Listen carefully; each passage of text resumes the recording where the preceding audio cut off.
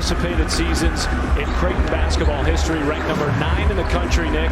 The best preseason ranking in Creighton basketball history.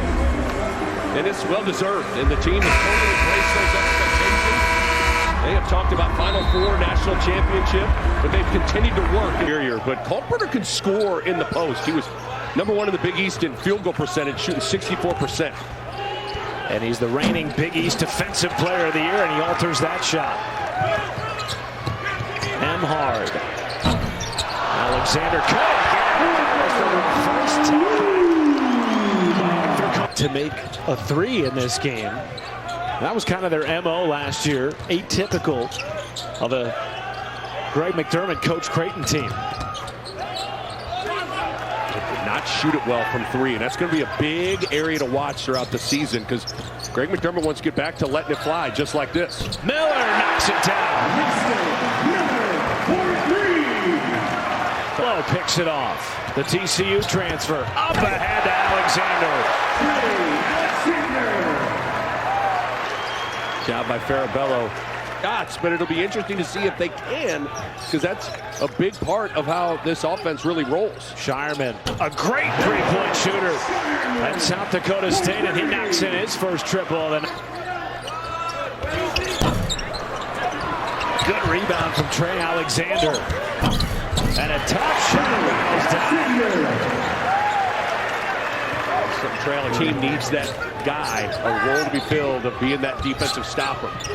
Greg McDermott, I think, wants it to be Trey Alexander.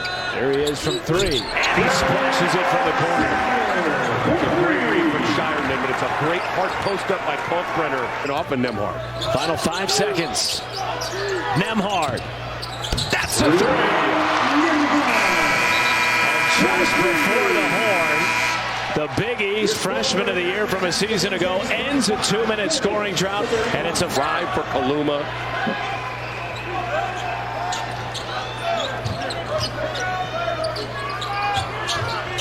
Alexander splits the defense, and a tough left-handed shot goes down. Alexander scoring over the Big East Defensive Player of the Year. Alexander off the inbound. Tipped into the hands of Kalkbrenner. Kaluma tries a 3 and finally hits.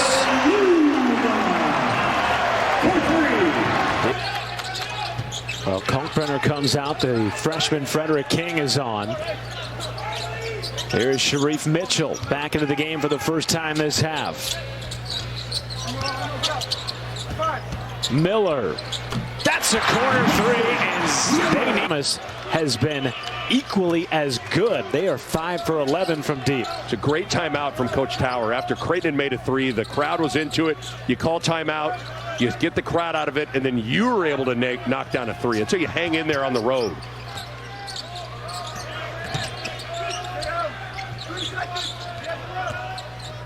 Farabello, nifty drive. And that is Farabello's first points in a Creighton uniform to his mouth to shush the crowd here in Omaha. Shireman.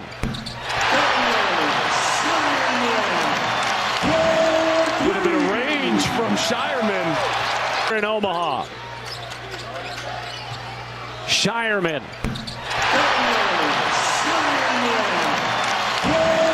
Would have been a range from Shireman. The transition defense from St. Thomas has really been good. It is hard, especially in this building, to get back because Creighton is flying. But the Tommies have done that. No transition points in this half for Creighton. Shireman drills a 3 with a hand in his face. Will Engel's back into the ball game as well for St. Thomas. Probably the last rest for Riley Miller. Just 2 points in this half. Good feed inside of Kalkbrenner with a 2-hand jam. Good defended by Kalkbrenner. Bjorklund. I think he had the shot deflected by Kaluma. And now here comes Nembhard. Off to Kaluma. Rebuild that defensive identity. And so those will be the 2 big things. But the bottom line is, a win is a win. A win is a win, yep, if you're the Creighton Blue Jays. And it wasn't a foregone conclusion for much of this game. Got to hand it to St. Thomas in their second season of Division I basketball, a former D3 non-scholarship program, giving Greg McDermott and the Blue Jays all they could handle. Comes away 12-point winners. Jays get it done. They'll have North Dakota at home on Thursday. Nick and I will be back on the call for that. For now, so long from home.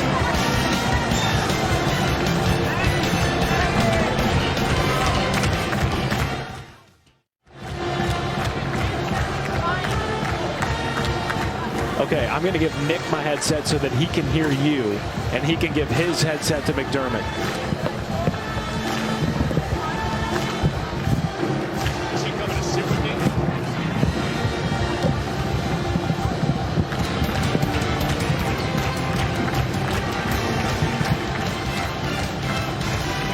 Okay. Here with Greg McDermott, his 9th-ranked Creighton Blue Jays emerged victorious on an opening night that it wasn't maybe as comfortable as a lot of people maybe anticipated it to be. You got to tip your cap to St. Thomas. What did you see throughout the game that then ultimately allowed you guys to pull away?